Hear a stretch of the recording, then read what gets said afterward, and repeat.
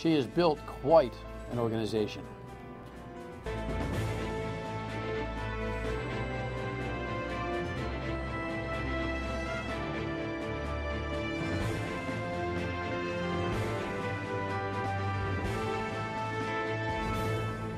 The Dan Yorke State of Mind program is brought to you in part by Lookout Rhode Island and Takeo Comfort Solutions. Big front page splash today for Deb DeBare, who runs the Coalition Against Domestic Violence here in the state. Gosh, I don't know how long. Well, if you look at the record and you look at the story, you see how long she's been here. But her commitment to this cause on a timeline almost runs simultaneous to my career here. I've had Deb on and off the program for gosh, almost 2 decades now. Not this one, which is only 4.5 years old, but the radio project as well. And you know, she just does such incredible work in terms of you know, the on-the-ground stuff, but it's the awareness and the legislative efforts and all of that that's now going to grow to a national project for her. And I'm looking forward to talking with her tonight about that that growth in her professional career and in the cause. Great to have you aboard. Thanks for tuning in on this Wednesday evening. Interesting development with the former Justice of the Supreme Court. Look at this headline. By the way, you got to give this guy credit for just writing anything that's coherent. He's 98 years old, okay? So Justice Stevens suggests that perhaps we ought to gas the Second Amendment. Before you start yelling, liberal, left-wing nut, this guy was a Republican by registered vote when he was tapped for the Supreme Court. He is, by and large, recognized as a right-of-center justice. But he raises the point, which is this notion of what was the original Second Amendment was much more about systemic militia and has really become, you know, a historical fact as opposed to a relevant rule. And I'm not ready to throw the baby out with the bathwater. I am not ready to throw guns, you know, down the drain and to disrupt and to cause that kind of polarized discussion or to be part of that polarized discussion that the country is suffering through right now, especially since Parkland. But what he's saying is this: it's archaic, it's a relic, and between the lines what he's saying is we ought to build a zero-based amendment that deals with guns in the modern time. And it would just be nice if everybody took a breath and understood exactly what he's trying to say, as opposed to racing to the, oh my God, yet another crazy person looking to take our guns away. Anyway, I think it's worth a read. It's in the New York Times today and all over the place. Give it an open mind, or apply an open mind, and give it a read, and let us know what you think, both here and on the radio. All right, moving along to this other question, which is problematic, the census. I got my form the other day. And the idea now from the Trump folks is that they want to ask about citizenship. We got both local and White House reaction. The only trial run of the census will be conducted in Providence in April. On the macro level, asking a citizenship question in a state where 1 out of 5 immigrants are undocumented, again, will have a chilling effect. The Trump administration is standing by the decision to include the citizenship question on the 2020 census form. We've contained this question that's provided data that's necessary for the Department of Justice to protect voters and specifically to help us better comply with the Voting Rights Act, which is something that is important and a part of this process. And again, this is something that has been part of the census for decades and something that the Department of Commerce felt strongly needed to be included again. Look, it's going to depress the numbers. It's going to depress the numbers. It's a freaky question for people who are on the edge, and the Constitution never asked for that. So, again, you know, pro-immigration liberal. Well, you know what? At this point, I mean, it is amazing. I've stayed steady on a lot of these issues over the course of time, but the swing around people who I think are practical has been crazy. This is an adjustment that will depress the numbers. If it depresses the numbers, it takes the city populations lower. If it takes the city populations lower, the funding for cities can be lower. If the funding for cities is lower, it strangles cities into a position where they beg for money. They beg for money by doing things that Donald Trump wants to see done in terms of immigration enforcement. It's not a surprise, and it should be transparent. And we should have a good argument about it. And there will be litigation over that, no doubt. All right, and here at home, the governor, who just cannot get out of her own way on so many levels. Look at this headline. Governor disappointed over tuition hikes at URI and Rick. Look, I understand by inquiring with the Commissioner of Post-Secondary Education, who we had on this program. We have a picture of her? Yes? No? We did. She's in the piece here. That the state budget increases the funding for both URI, RIC, and CCRI by $1 million each, less than the $3 million each that they wanted, but still an increase. And so whatever adjustments they're looking for inside their own lanes for increased services seems to be kind of zero-based budgeting. But when we had a $3 million allocation for CCRI's free tuition program, it is easy for the Republican candidates and party chair to start crying foul over robbing Peter to pay Paul. There's the headline from the GOP on all of this. The governor, rather than explaining it clearly like her post-secondary education commissioner has done, just gets all garbled up. I'm disappointed that the commission voted to increase the tuition. I have worked very hard to keep tuition affordable, and you know, it's a very small increase. It's only a couple percent, and they're using the money to increase financial aid, so all of that's good. But still, I wish they had kept it flat. Yeah, so when she says, I wish they'd kept it flat, rather than offering the rationale that she should to make it understandable, she more or less, you know, kind of hedges her political bets, because everything she does and says now is completely programmed for re-election. And since her communication staff is incompetent and they don't explain to her that the truth and transparency is always the best way out, and sometimes a shoulder shrug rather than a, oh, is the best way to go, she ends up jammed up and looks like she's hiding something. The commissioner explained it to me yesterday. I would say that they're not related at all. I don't understand how you can try to make those kind of comparisons. These monies that were increased in tuition fees are going specifically to the University of Rhode Island and Rhode Island College to make sure that they can provide need-based financial aid, hire additional full-time faculty, provide the advising and counseling that the students need, and in the case of URI, to make sure that they're continuing to build up their technology infrastructure to be the premier research institution as our flagship. Pretty straightforward. She should give the governor a lesson, or at least a memo. All righty, look at this headline. This is a big splash. Wow. Well, you deserve it after his career thus far. Deb DeBare is the executive director of the Coalition Against Domestic Violence. It's always a big title. Good to see you. Nice, congratulations. Thank you. It's nice to be here. You know, we've had conversations for such a long time, not much lately, and I'm thinking that maybe that's me being remiss on the issues, because you have made a lot of progress on a lot of legislative stuff, and you're always there when, God forbid, something awful happens. But I was actually thinking about that part. Talk to me about having a successful career with a condition, a matter, a fact of life that is just so nothing to celebrate. Do you think about that? Well, you know, I do sometimes. People often ask me how I can keep an optimistic attitude or so. And you are a very optimistic person. I do. I just love having the opportunity to make positive change in this particular arena. And so as depressing and as horrifying as the situation is, and as terrible as individual victims' experiences are, I always look at the broader picture and see how much progress has been made so far. And that's what keeps me going, because we still can make an impact over the next generation.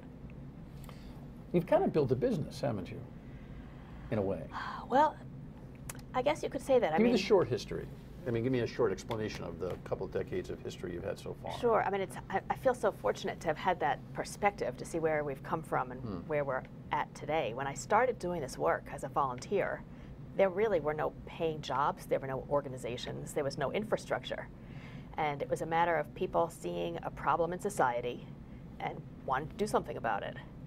So fast forward, you know, a couple of decades, and what we now have seen is such a greater awareness, where communities recognize the problem, government recognizes they have a responsibility. Other systems recognize they all play a role, like the health care system, the public health system, the educational system. And so we have multiple intersections of systems that are all trying to play a role to end domestic violence. It's a world of difference from 25 years ago. No doubt. And in fact, I think some of the work that you've done is actually been an example for other projects. In fact, when we come back, I'll tell you again about how I reference the coalition's work in recent legislation with this, what turns out to be red flag thing. Stay with us. Oh, in the meantime, I have to tell you about this, and that is the card valet at Navigant Credit Union.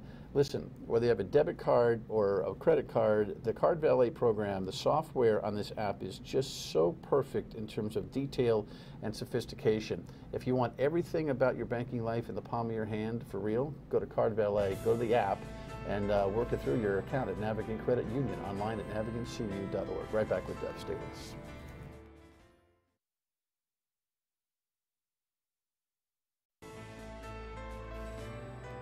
From 1980 to 2016, 48% of all domestic violence homicides were committed with a gun. The gun doesn't do the domestic violence, it's the person that shoots.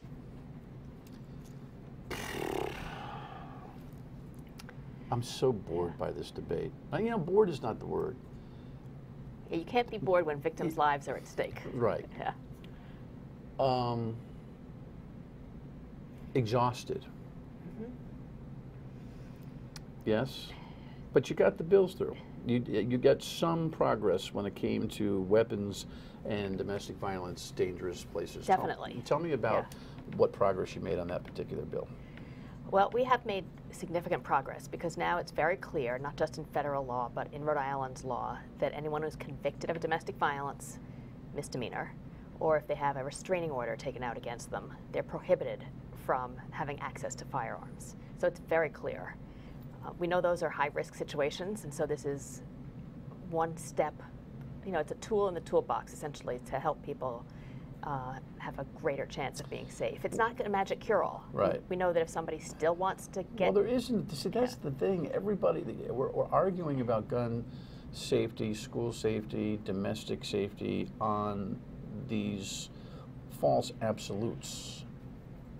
We're not going to achieve absolutes on either side of this argument. Absolute rights to carry and be who you want to be with whatever weapon you want to be, wherever you want to be.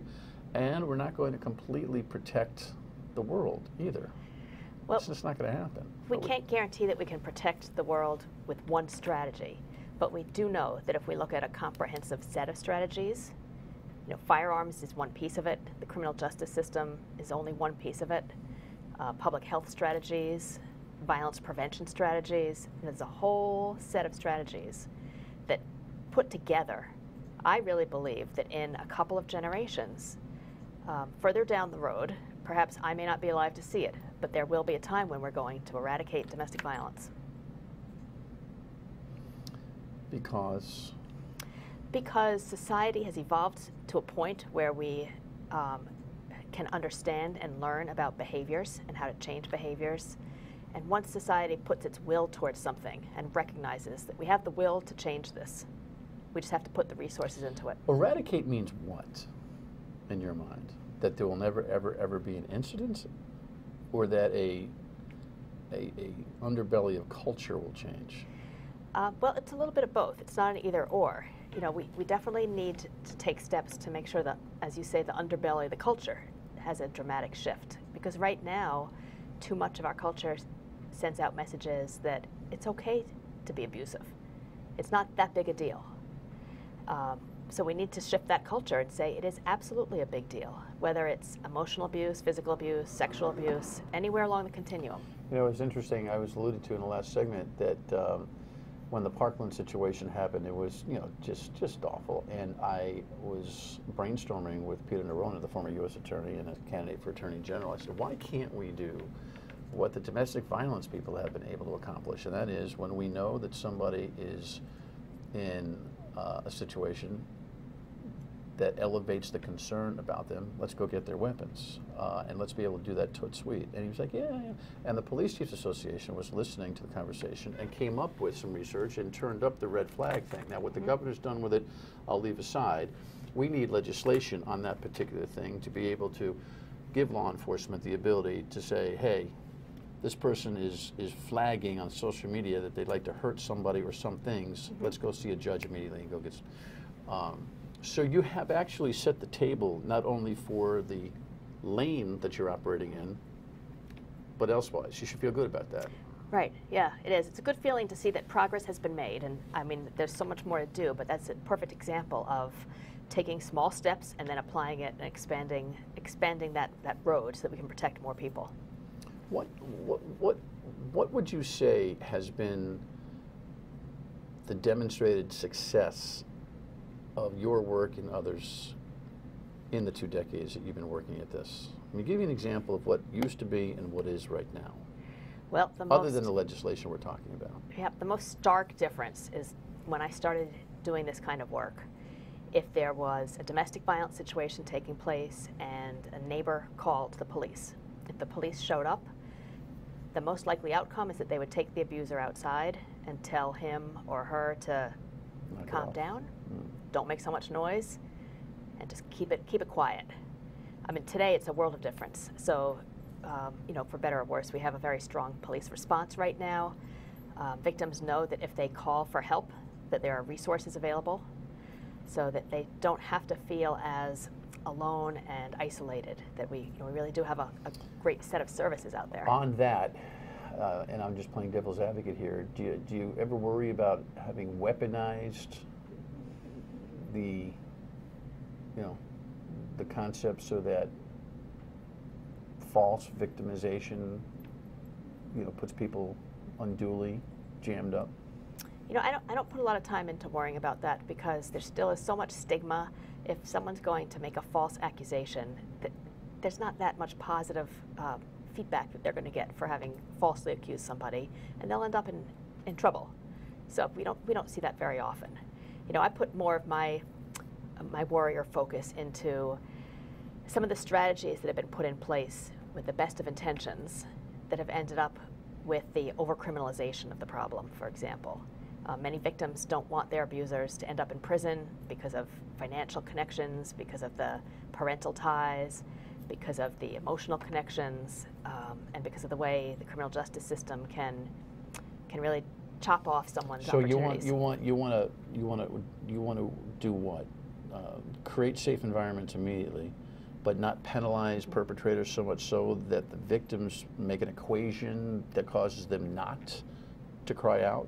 Is that what you're saying? Yeah, well, I'm really interested in looking at an array of options so that victims can pick which strategies will work for them. You know, for some victims, if they want criminal justice intervention, it's great to have that available to them. Other victims that we talk to, they just want the abuse to stop. They don't want to get caught up in the whole criminal justice system and have all of those ramifications. And that's okay?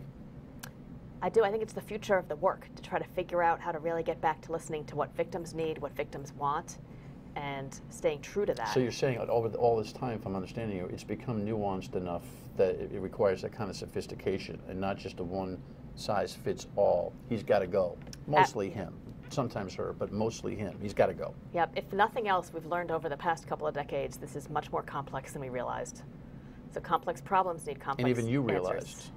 Absolutely. Early on? Yep, I was naive. I mean, I really, 25 years ago, I thought I'd be doing this kind of work as a volunteer for a few years, and the problem would just be taken care of.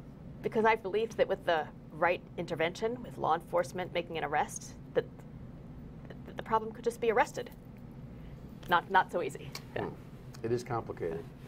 We'll talk about her further work in her pajamas sometimes next.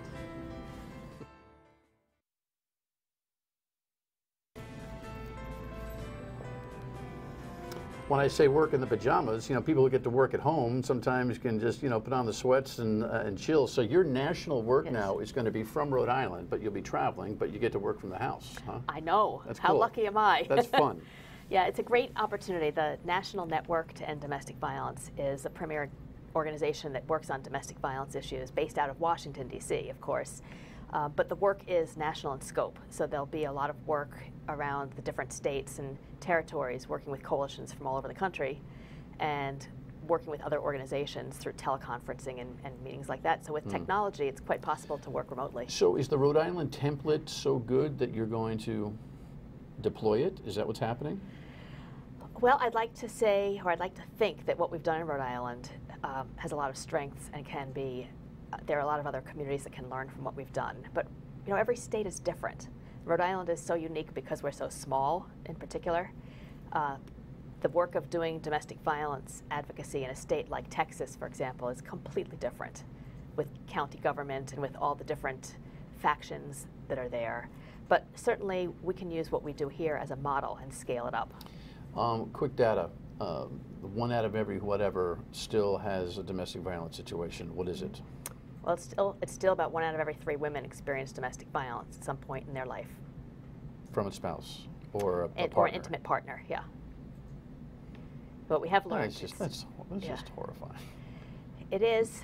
Have you broadened the definition of domestic violence to keep it at that quotient? Is that why it just stays there?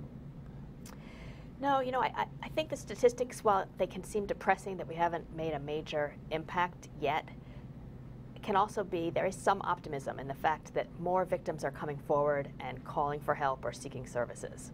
And so some of the early prevalence rates were very wide-ranging estimates, but we do have good data now. This Me Too thing has gone wild, but it seems that when that dam broke, it's been easier for people to talk about it because the relationships are generally work-based. The domestic violence culture is way too intimate for it to be easy for a victim to ever say they got problems, right? So yours has been a slog, as opposed to, you know, this incredible. I don't know even how to explain that. Well, it's a groundswell of public outpouring of. It's like everyone's just throwing up with all the phlegm that they've had over this whole thing for a long period of time. But I think it's a mistake to say that that's easy, because I think for any single person who has done the #MeToo, it is a major step for them to go public with what they've experienced, because there's still so much shame and embarrassment and stigma. That's why it's still one of the biggest secrets in our culture. Well, not so secret now. And you've battled to keep this domestic situation not so much a secret. Well, I'm glad you're sticking around. You'll still be a resource, right? Absolutely. We'll Can't get rid of me yet. We'll know that when you're calling you, you may be casually clad as opposed to, you know, all businessed up. But we wish the best of luck in the new effort. Great. Thank you so much, Dan. And we'll keep in touch with the locals who are keeping the work going. Final word, and we come back. Stay with us.